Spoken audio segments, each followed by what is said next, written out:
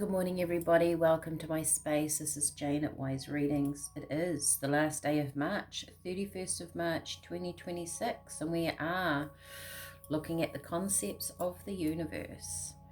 What I have written today, what Spirit have given me this morning, let the world amuse you. Let the world amuse you. All right, let's see what that is about. That's the words I got. I actually got those yesterday. And as I was writing this morning, they told them to me again. They said them again, let the world amuse you. So let's see what comes about.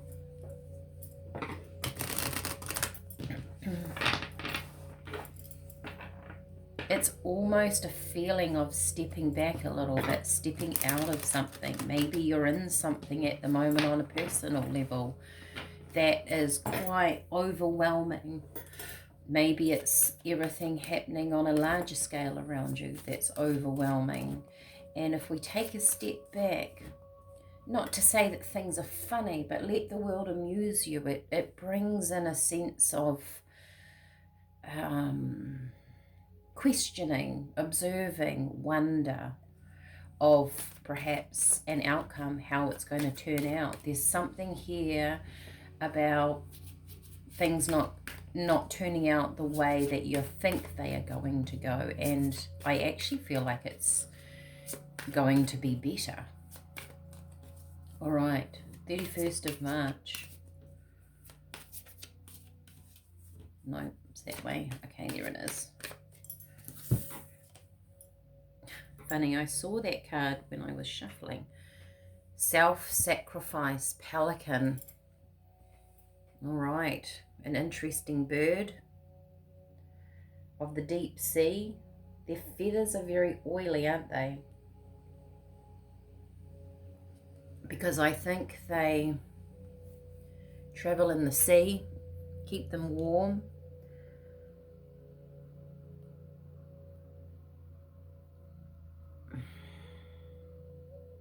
I can see another planet behind this card.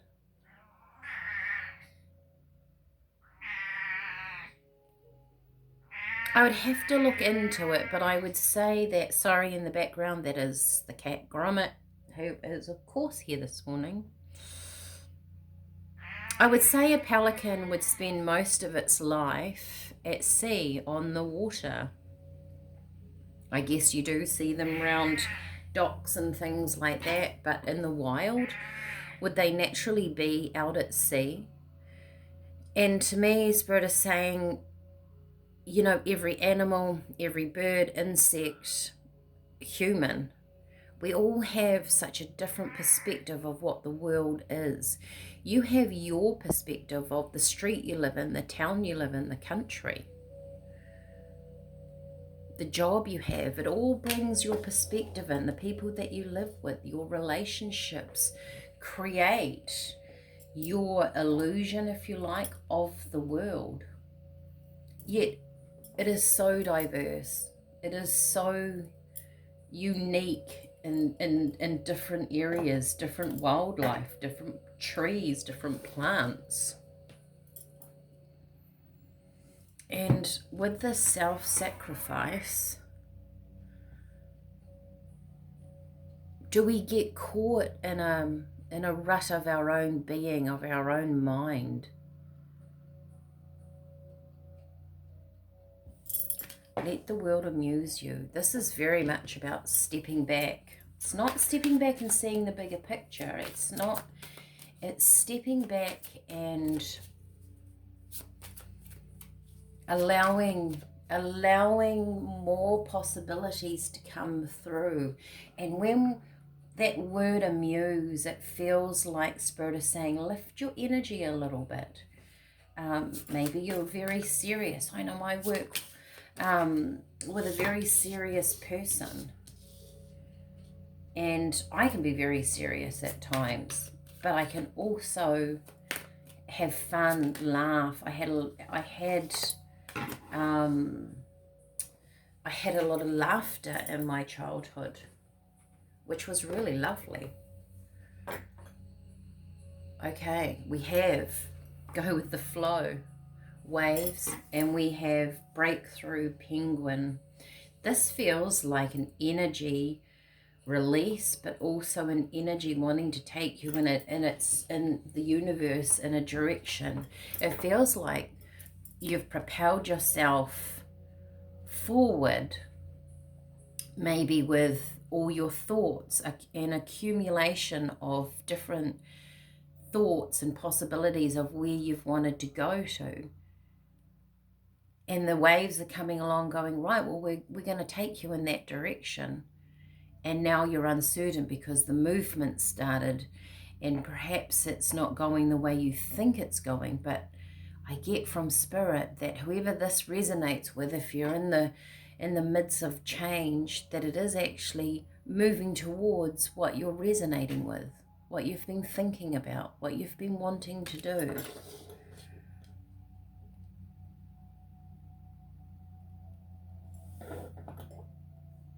It's about getting out of a space that this self-sacrifice that maybe you feel like you were in that wasn't good for your energy. The breakthrough, it is coming. Another animal that I would say has also a very different perspective on life. I mean, I guess predominantly penguins think the world is white.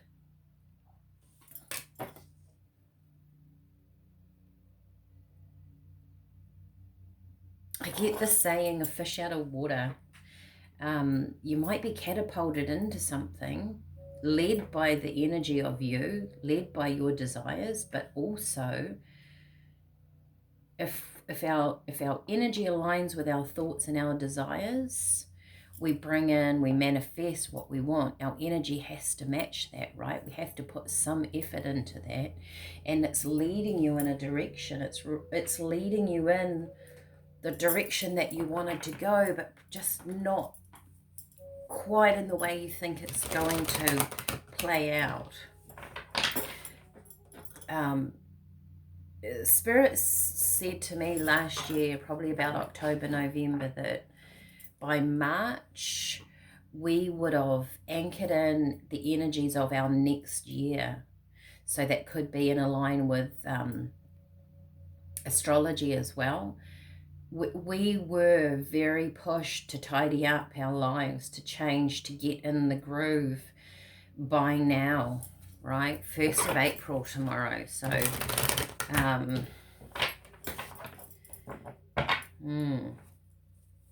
it's going to be full of change that is occurring from things that you have previously thought. Wow, look at that, Ace of Swords. It's here. I feel like the time is here. The self-sacrifice, it's allow the change, allow the flow. It's good, even though it doesn't feel good. And when something's not feeling good, let the world amuse you. Go, wow, this is interesting. Wow, and the Star card. This is really beautiful. This is your hopes and your dream. Wow, there's another ace. Look at this. Ace of Pentacles. And the Emperor came out with that. Being in control of something, of the beginning of you. This is really beautiful. If you've had lots of change in your life, and the majority of us have over the last 2 years, over the last 3 to 4 months, you're stepping into something that's going to make you feel very empowered in your life. Like you're going to feel like you own your life. You know, let the world amuse you. It feels like, you know, when you see this king and queen sit back on their throne and the courts before them in their palace, and things come in and they feel so in charge that they either like it or they don't, that it amuses them. They are, let the world produce that for you at your feet.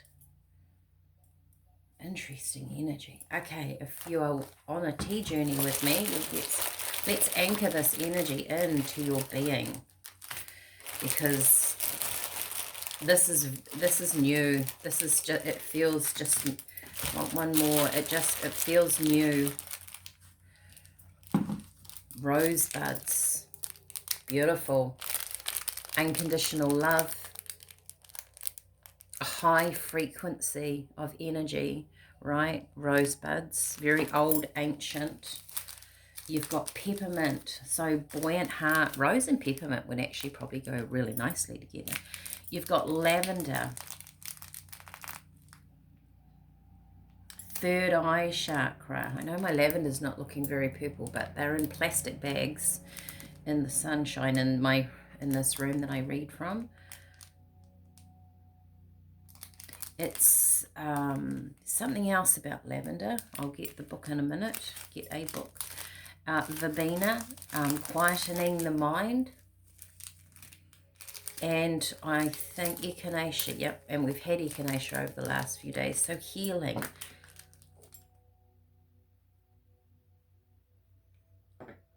Allowing you to step back. Let me just get my book, which I will show you. This is actually an essential oil book. I'm not promoting the company or anything like that, but I use this. It's an essential oil, but I do cross-reference